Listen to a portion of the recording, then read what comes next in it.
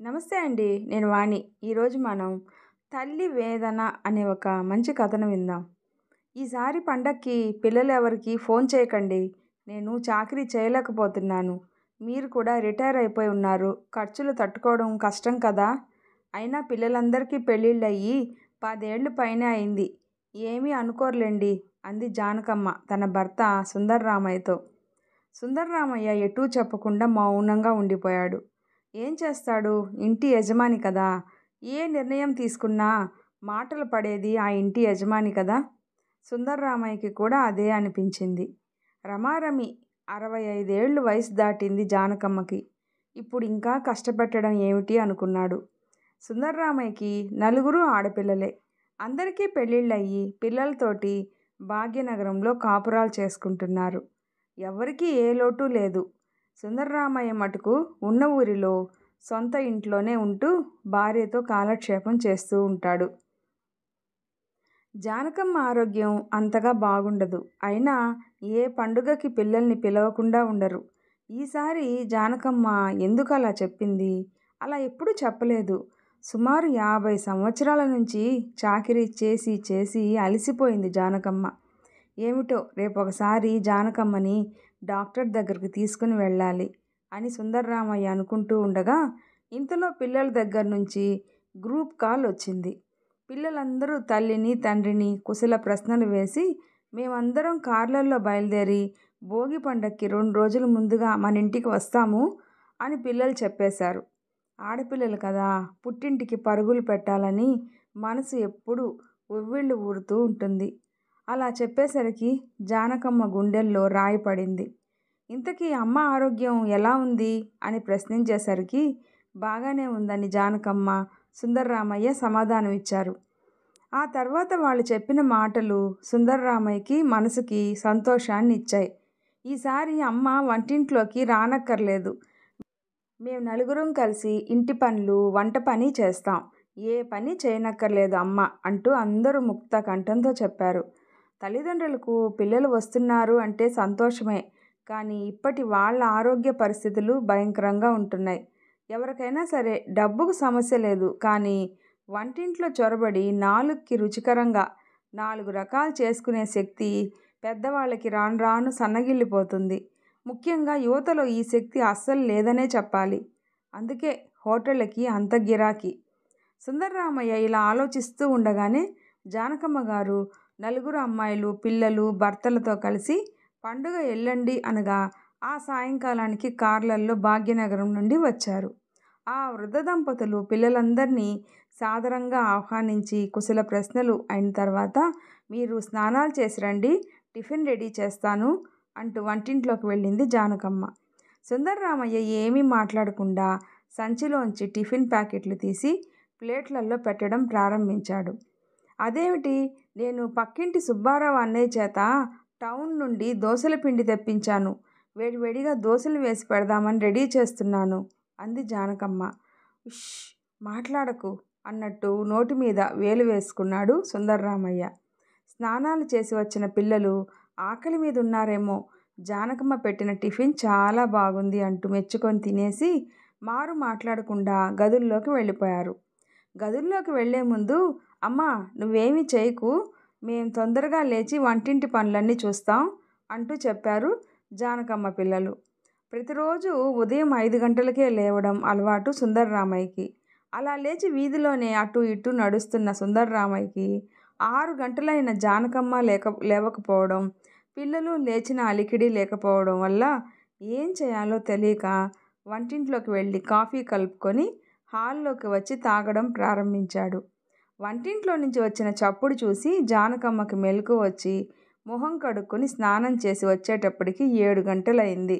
ప్రతిరోజు 8 గంటలకల్లా టిఫిన్ తినేయడం సుందర్రామయ్యకి అలవాటు.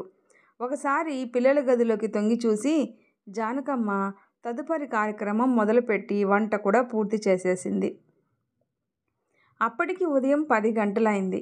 అమ్మ సారీ, మెలకువ రాలేదు అంటూ జానకమ్మ పెద్ద పిల్ల, ఒళ్ళంతా అలసిపోయింది అంటూ రెండో పిల్ల, రాత్రి నిద్ర పట్టలేదు అంటూ మూడో పిల్ల, ఇంకా నిద్ర సరిపోలేదు అంటూ ఆఖరి పిల్ల. ఏవేవో చెబుతూ తల్లి మెడ చుట్టూ చేతులు వేసి గట్టిగా కౌగిలించుకున్నారు. ఇంకేముంది, తల్లి మనసు కదా. పిల్లలంతా స్నానాలు చేసి వచ్చేటప్పటికి 12 అయింది.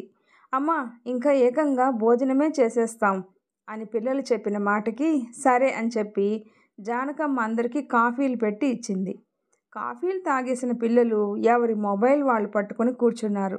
ఇంకేముంది, వాట్సాప్లు, ఫేస్బుక్లు, వాటితోటే కాలక్షేపం. ఎంతసేపు ఫోన్లో ఎవరితో మాట్లాడతారో తెలియదు. గంటల తరబడి మాటలు. పుట్టింటికి వచ్చిన వాటితోటే కాలక్షేపం. ఇన్నాళ్ళు ఒంటరిగా ఉన్న తల్లిదండ్రులు పిల్లలతో కాలక్షేపం చేయాలి అని ఎన్నో కలలు కంటారు. ఎన్నో కబుర్లు చెప్పాలి అనుకుంటారు. మనవలతోటి ఆడుకోవాలి అనుకుంటారు. ఏం లాభం, పరిస్థితి అంతా చేయి దాటిపోయింది. ఇంకేమిటి కబుర్లు అంటూ పిల్లల్ని 2-3 సార్లు పలకరించినా ఇంకేమీ లేవమ్మా అంటూ పిల్లలు చెప్పిన సమాధానానికి జానకమ్మకు ఒళ్ళు మండిపోయింది. ఆ మొబైల్లో మాట్లాడుకోవడానికి బోలెడు మాటలు వచ్చు వీళ్ళకి. మనతో మాట్లాడడానికి సంగతులే లేవంటారు. ఊరు నుండి వచ్చి అప్పుడే ఒక రోజు అవుతుంది. ఒక మాట లేదు, మంతి లేదు. ఏమిటో ఈ పిల్లలు అనుకొని ఎంతసేపటికి పిల్లలు భోజనానికి రాకపోవడంతో ఆ దంపతులిద్దరూ భోజనాలు చేసేసి ఎవరి గదిలోకి వాళ్ళు వెళ్ళి ఒక గంట సేపు పడుకొని వచ్చిన జానకమ్మకి పిల్లలు అప్పుడు అన్నం తింటూ కనిపించారు. అప్పుడు టైం చూస్తే 3 గంటలైంది. అలా ఆ రోజు గడిచిపోయింది. ఒకప్పుడు పండక్కి వచ్చిన పిల్లలందరితోటి కలిసి ఒకేసారి భోజనాలు చేసేవారు. కాలం మారిపోయింది. పిల్లల టైమింగ్లు మారిపోయినాయి. ఆరోగ్య పరిస్థితులు సహకరించక పెద్దవాళ్ళు ఆఫీస్ టైమింగ్లు అలవాటై పిల్లలు తమ దినచర్యని మార్చుకోలేకపోతున్నారు. ఎవరికి వారే యమునా తీరే అన్నట్టు ఉంది ఇప్పుడు. కలిసిమెలిసి కబుర్లు చెప్పుకుంటూ భోజనాలు చేస్తే ఆ ఆనందమే వేరు. కాలం ఎవరి గురించి ఆగదు. తన పని తాను చేసుకుని పోతూనే ఉంటుంది. అలాగే భోగి పండుగను కూడా తీసుకొచ్చేసింది. అతి కష్టం మీద పిల్లలందరినీ పెందలాడే లేపి తలంటు అంటి భోగి మంట వేయించింది జానకమ్మ. అక్కడి నుంచి భోగి పండుగ శుభాకాంక్షలు చెప్పడాలతో మధ్యాహ్నం వరకు పండగ గడిచిపోయింది. వంటిల్లు మాటే పిల్లలు మర్చిపోయారు. జానకమ్మ మటుకు పిల్లలందరికీ ఏమీ లోటు లేకుండా తన బాధ్యత అంతా సంపూర్తిగా నెరవేరుస్తూనే ఉంది. మధ్యాహ్నం నుంచి భోగి పండ్లు పేరంటాలతో కాలం గడిచిపోయింది. పేరంటానికి పిలిచిన వాళ్ళని పలకరించకుండా పిల్లలకి రకరకాల ఫోజుల్లో ఫోటోలు తీయడం తోటి కాలక్షేపమే చేసేశారు జానకమ్మ ఆడపిల్లలు. ఆ రోజు రాత్రి పిల్లలు ఎప్పుడు పడుకున్నారో తెలియదు. కానీ చాలాసేపటి వరకు గదుల్లో లైట్లు వెలుగుతూనే ఉన్నాయి. మర్నాడు తోటలు, దొడ్లు, కాలువలు చూసి వస్తాము అని బయలుదేరిన వాళ్ళు మధ్యాహ్నం 2 గంటలకు వచ్చారు. పిల్లలు ఎప్పుడు వస్తారో తెలియక వాళ్ళు వచ్చే వరకు ఉండలేక ఆ వృద్ధ దంపతులు భోజనాలు చేసేసి హాల్లో కూర్చున్నారు. ఏమ్మా ఇంత ఆలస్యమైంది అని అడిగిన జానకమ్మకి అందరం కలిసి ఫోటోలు తీసుకున్నాం, మీరు కూడా వస్తే బాగుండేది అని అన్న పెద్దపిల్ల మాటలకి ఏడవాలో నవ్వాలో తెలియలేదు జానకమ్మకి. పిల్లలు రావడం, భోజనాలు చేయడం, ఆ తర్వాత కాసేపు విశ్రాంతి.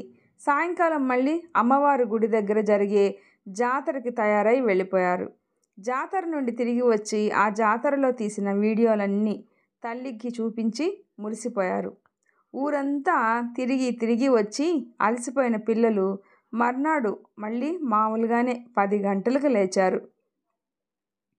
అక్కడి నుంచి రేపే మా ప్రయాణం, మళ్ళీ ఎప్పుడు వస్తామో, నీ మీద నాన్న మీద చాలా బెంగగా ఉంటుంది, మీరిద్దరు ఇక్కడ ఒంటరిగా ఉంటున్నారు, పిల్లలు రోజు అమ్మమ్మ తాతయ్య దగ్గరికి వెళ్ళిపోదాం అంటారు అని పెద్దపిల్ల చెప్పిన మాటలకి జానకమ్మకు నవ్వొచ్చింది. పుట్టింటికి వచ్చినప్పుడు కనీసం ఒక గంట సేపు కూడా తల్లిదండ్రులతో మాట్లాడలేదు, మళ్ళీ కబుర్లు చెప్తున్నారు అనుకునింది జానకమ్మ. పుట్టింటికి వచ్చినప్పుడు నుంచి పిల్లల ప్రవర్తన గమనించిన జానకమ్మ, ఏమే పెద్దపిల్ల, మీరు ఇక్కడికి వచ్చిన తర్వాత మీ అత్తగారికి మామగారికి పండగ శుభాకాంక్షలు చెప్పారా అని అడిగిన ప్రశ్నకి అక్కా చెల్లెళ్ళందరూ తప్పు చేసిన వాళ్ళల్లా తలదించుకున్నారు. మీ మొగుళ్ళు మంచివాళ్ళు కాబట్టి సరిపోయింది, మీరు పెద్దవాళ్ళు అయిపోయారు, బాధ్యతాయుతంగా ప్రవర్తించాలి, ఎంతసేపు ఆ టూర్లకు వెళ్ళి ఆ సెల్ ఫోన్లు పట్టుకొని కాలక్షేపం చేస్తున్నారు, ఇది మంచి పద్ధతి కాదు, పండగలకి పబ్బాలకి అత్తవారింటికి కూడా వెళ్ళి వాళ్ళతో కూడా కాలక్షేపం చేసి రావాలి. మనవలంటే వాళ్ళకు కూడా సరదాగా ఉంటుంది కదా. మా మీద నిజంగా ప్రేమ ఉంటే మీరు వచ్చేటప్పుడు మీ మొబైల్ ఫోన్లు కెమెరాలు తీసుకురాకండి అని చెప్పిన జానకమ్మ మాటలతో పిల్లలు తాము చేసిన తప్పేంటో అర్థమైంది. పండుగలకు వచ్చే పిల్లల కోసం 1000 కళ్ళతో ఎదురు చూస్తూ ఉంటారు తల్లిదండ్రులు. వాళ్ళు రాగానే ఇల్లు కళకళలాడుతూ ఉంటుంది అని, ఎక్కడ లేని సందడి ఉంటుందని, ఎన్నో కబుర్లు చెప్పుకోవాలని ఆశపడతారు. కానీ ఈ మధ్యకాలంలో ఆ పరిస్థితి కరువైపోయింది. ఎవ్వరు మొబైల్ వాళ్ళు పట్టుకొని కూర్చుంటున్నారు. ఫోటోలతోటే జీవితం అంతా గడిచిపోతుంది. అంతకంటే పండగ ఆనందం ఇంకేమీ లేదా? పండగ నాడు చేయవలసిన పనులు ఏమిటి? మన సాంప్రదాయం ఏం చెప్పింది అని ఒక్కరు కూడా ఆలోచించట్లేదు. ప్రతిరోజులాగే ఆ రోజు కూడా మొబైల్ ఫోన్ పట్టుకొని కూర్చుంటే పండక్కి మామూలు రోజుకి ఇంకా అర్థమేముంది? మనిషికి మనిషికి మధ్య దూరం పెంచుతుంది ఈ యంత్రం. అనవసరపు ఆలోచనలు రేకెత్తిస్తుంది.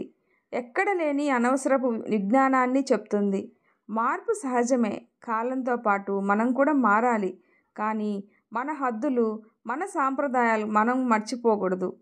ఏదో మొక్కుబడిగా పండగలు చేసుకుంటున్నాం అని తల్లి చెప్పిన మాటలు నిజమే అని అనిపించాయి పిల్లలందరికీ.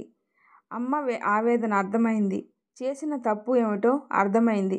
ఈ లోకంలో జానకమ్మ లాంటి తల్లులు కరువయ్యారా?